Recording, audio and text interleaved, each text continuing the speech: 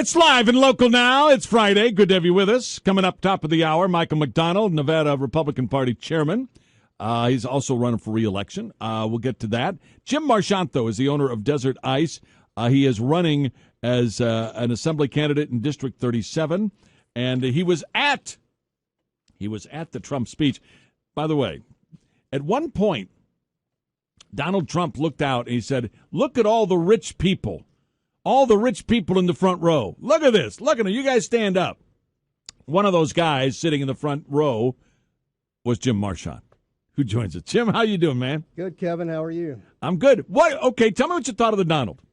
I thought it was very interesting. I've been to a few of those type of rallies, and the electricity in there was a little different than others than I've been to. And I thought it was very interesting. And he is a really good speaker. You know, you can look at him on TV, and being there live is a little different. So I thought it was pretty good, actually. And like I said, the electricity in the audience and the people just yelling out stuff, you know, while he's speaking is not something that I was used to at the other rallies. So. And by the way, you do realize you guys have similar hair. I do. No, you do. You do. Good, yeah. I mean, if he ever needs a body double or something, you know, just for like a hair double, you're it, man. Okay, well, I'm it. Okay. I like that. I want to ask you though about because, and correct me if I'm wrong. Just in having you and I talking off air a bunch of times, Trump is not your number one. Well, you know, I haven't, supported or come out and endorsed anybody yet, but I have a top few that I like. He's one of them. Carson, Cruz. I like Rubio, except for he stood with the Gang of Eight one time, and that really bothers me. And so those are kind of my tops, and I haven't really made a decision. I'm cautiously optimistic about those guys, and and Trump too, because if he does what he says, great. I just want to make sure that he does it. So. Is it on the issues though? Is Trump close to where you are? Yeah, pretty much. Yeah, I like most of the things that he talks about. Immigration is important. Certainly, the most important thing for me about Donald Trump is he's a businessman like I am. And wait. Well, he's worth $11 billion. That is true. I'm not there The yet. Comparison ends there, but that's okay. No. Yeah, we're business guys. How's that? So I haven't reached his level. Certainly, I only aspire to that. So. And then, by the way, I'm like Donald too, but like the $11 billion thing. Yeah, exactly. But I do. I think that if we give a business guy a chance. Because we've never done that in America. I mean, since 1900, the politicians have started killing our country, and right now we're at a major crossroads. I mean, it's if we don't do the right thing this election, I don't know what's going to happen to our country. Now, what about people that say? And again, Jim Marchant joining us, the owner of Desert Ice. He's also running for the assembly in District 37. He's also a signer of the contract with Nevada. We'll talk about that in just a couple minutes. But there are people that are going, and you know what the Democrat narrative is going to be if he wins the nomination. Another rich old white guy, with the emphasis on rich, and that there's a feeling that, well, in order to be able to run for office and to lead America, you got to be a rich guy, self-fund. Yeah, I don't know if that's going to fly this time. Donald, if he does get the nomination and he is the guy, he's kind of magical. I tell you, I think that what I'm seeing out there is a lot of people that haven't been engaged in a long time in politics are now engaging a little bit because of him. And these guys are coming out and supporting him, and they're not your typical people that come out and support politicians. So I think he's changing the dynamic a little bit. And by the way, his tax plan would leave, I think, half of America paying no federal income tax. I guess that's what we got now, with 47% not paying any federal income tax. But this would be geared towards the middle class, though. Right, and that's something that he said that's important to me. The middle class has taken the brunt of everything the government's dished out, the past 8 years or 7 years, and even before that actually. But the middle class has been decimated, and we've got to do something to enable the middle class to recover. And that's what I want to. That's what I'd like to see out of a candidate. Let me ask you. You've been to other speeches, and the thing that impressed me, and you mentioned how people would call out a topic, and all of a sudden he'd rant for 10 minutes, move on to the next. Somebody else on the other side of the room. He brought a young lady up and autographed a People magazine.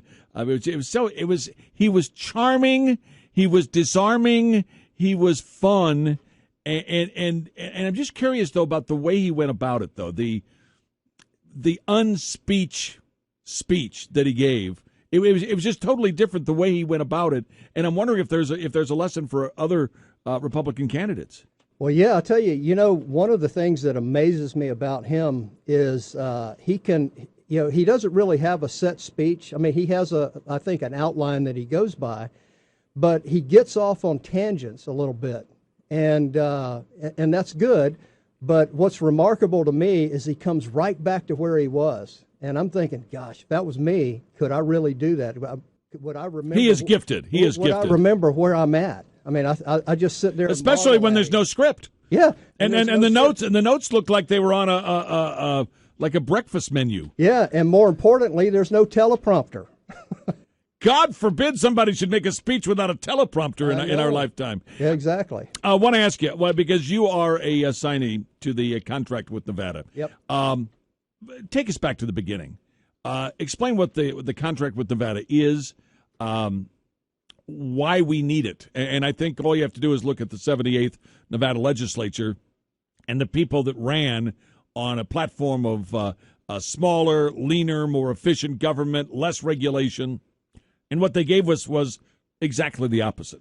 Well, that's exactly right. So last session, I think a lot of people would agree, especially ones that are Republican and conservatives, that after the election, we were very excited that we took over the Assembly, the Senate, the governorship, most of the other, like the Comptroller and Attorney General. It was all in our control. And we thought, oh, now we've got a great chance to really do something. And we did a lot of good things, but we left a lot of things on the table. And I think the worst thing that happened up there is the largest tax increase in the history of Nevada. And the worst part of that was the gross receipt tax component of that. That's an economy job killer aspect of that tax. So that was very unfortunate that the Republicans did that. And so a lot of us got together and said, well, and we remembered back to Newt Gingrich in '94, and he did the contract with America, and we thought, well, that was a pretty good idea. Why don't we do something similar to that here in Nevada and give the folks of Nevada, a contract basically, and say, okay, if you agree with us, these are the 10 things that we guarantee that we're going to do when elected in the next session. And so those 10 items that we came up with, I think, are very good, and you can see them on contractwithnevada.com. And there's some of the things that we left on the table, I believe, the last session. So I'm very excited about the contract with Nevada, and obviously have signed on to it and want to promote it as much as I can. Now, I know it's one thing to promise people that you'll do certain things, and there are 10 great items. I love the Taxpayer Relief Act, which is number 1, and then the number 3, Stop Common Core. Those are my 2 personal favorites. And I know I've asked a lot of you guys and gals that have signed the contract with Nevada, hey, do you have a specific one that you're really hot to trot about? And everybody seems to have a different 1 or 2 or 3 items. They're not necessarily my items, but they're items that I certainly agree with. But now the question is, how do we get people elected who are signing this? And honestly, I'm talking about money. How is it that we help these candidates who believe, as we do, that what the 78th Nevada legislature did was just dead wrong? Right, and you're exactly right. And what we have to have out there, and I want to make this plea to the people that are listening to us, you have to have money. Right now, the people that signed this and will sign the contract with Nevada are kind of behind the eight ball money-wise. You've got the establishment politicians that have the money, and they're going to make sure that the people that voted the way they did last time are going to have enough money to keep their seats. And that's, they're the incumbents, and they have an advantage. So people like us that are challenging the incumbents have a severe disadvantage money-wise. So we're relying on grassroots people out there to help us out. And one way they can help us is to go to the contractwithnevada.com and donate.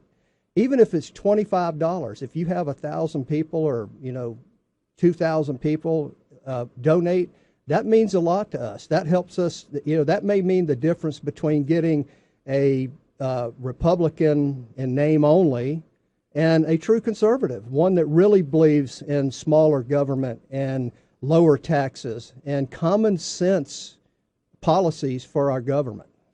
And I've heard, and again, I've heard it from multiple sources, so I tend to believe it, that there is somewhere out there a slush fund. The governor may be involved, others in the administration may be involved, supporters of the governors may be involved, but that they're going to have a slush fund of hundreds of thousands of dollars that's available for people that voted for SB 483, the largest tax increase in the history of our state, and that they're going to get upwards of $15,000, $17,000, maybe even more before it's all over. Are you hearing that? And as you get set to run in District 37, is that what you're hearing in your district? Absolutely, and that's the thing that we're fighting. They have that massive amounts of money, and we don't have that. I mean, literally, we are grassroots, and we're relying on the grassroots people to come out and help us. And I'd like to say to the people listening to us, a lot of people don't like the word donation. I look at it as an investment. You invest in the future of Nevada, because we want to do something to change what happened last time. So it's an investment for people to come in, and if we'd have had 3 more assembly people last session, this probably wouldn't have happened. So invest in the guys that have signed on with the contract with Nevada. And gals. And gals, that's right. Yeah, to invest in them, to go to Carson City, and let's fix this mess. And let me ask you, these things are tricky deals. I mean, some of these things are not going to be easy. The Stop Common Core Act, not an easy one. The Taxpayer Relief Act, not an easy one. There are a lot of people who have committed to higher taxes. Hey, it's for our kids. We need more money. Let's throw more money at education. You have people that are really invested in that philosophy, and it's going to be tough to change that in Carson City. Absolutely, and you mentioned education. I looked at some data recently, and Texas and Nevada spend about the same amount per student per year. The demographics are pretty much the same. Texas is a border state. They have immigration issues. And Texas is ranked, I think, 12th, and Nevada's ranked near the last, about 50th, if not 47th, if not 50th. So what are they doing differently? Why don't we adopt what they're doing? And instead of spending more money or raising taxes and spending more money on throwing money at the issue, let's fix the problem. Let's fix the real problem, because the money is not reaching the classroom. And so where is it going? That's a good question. That's what I would like to find out. Well, I have an idea. And well, I will tell you this, and you look at some of the problems, even the president of the state school board, Elaine Wynn, is like alarmed at the fact that we've got a huge teacher shortage in Clark County, in the Clark County School District. I don't hear about big shortages in Washoe County or other counties around the state. So what's peculiar about Clark County? That's a good question. I'd really like to know. Well, and that's and that's just one of the issues, that the legislators are going to face. Before we let you go, if folks want to help, if folks want to donate, if folks want to, as you say, make an investment in the state's future, where can they go? How can they do it? They can go to contractwithnevada.com and read all about it. The contract's there, certainly. You can see all the people on the website that are supporting it, and support those candidates. Those are the guys that are stepping up, guys and gals that are stepping up and doing something. I'm running this time because I just got fed up with what's going on, and what I'm getting into the sewer politics is what the way I look at it is not fun. I mean, it's not something that I would have done, just happily.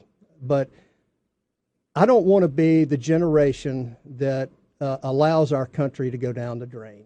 And so that's why I'm stepping up and doing it. And the people that's on the Contract Nevada are doing the same thing.